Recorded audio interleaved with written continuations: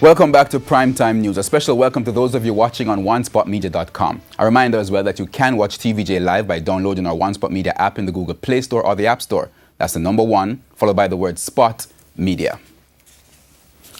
Amidst violent flare-ups outside the zone of special operations in St. James, Police Commissioner George Coelho is maintaining that ZOSO continues to be a success. At a press conference on Friday, he pointed to reduced crime-related injuries at the Kingston Public Hospital as evidence of the success of the ZOSO in Denham Town. TVJ's Krista Campbell has the details.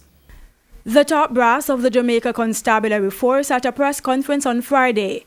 Police Commissioner George Coelho insisting the zones of special operations continue to reap success. Deputy Commissioner Clifford Blake made a comparative analysis of crime figures in the Mount Salem ZOSO for the period October 17 to November 13, 2016. There were 6 murders, and this is within the specific zones of operation.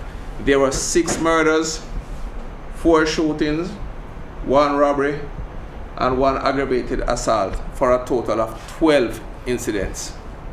Let's look at the similar period for 2017, that is October 17 to November 13. This year, that's since the inception of the zone. Murder nil, shooting nil, robbery nil. There has been 1 case of break-in, aggravated assault nil. Only 1 crime has been recorded within the zone. Commissioner Coelho says this past week he visited Mount Salem and even residents no longer have the fear of crime in the area. But elsewhere in St. James, outside of ZOSO, crime is an increasing challenge for the police. The commissioner says gang warfare is to blame. We have also targeted gangs operating in other areas of St. James, and several of them have since been arrested and charged. But you must also appreciate, once you have a controlled environment, then you are going to be having displacement. And when persons are displaced from one place to another, they're not going there with Bibles and in books. They are going there with their weapons of trade. So you're going to be having conflict in these areas that we're going. But what I assure you and assure the nation is not that we are not playing dead, and we are actively pursuing these persons.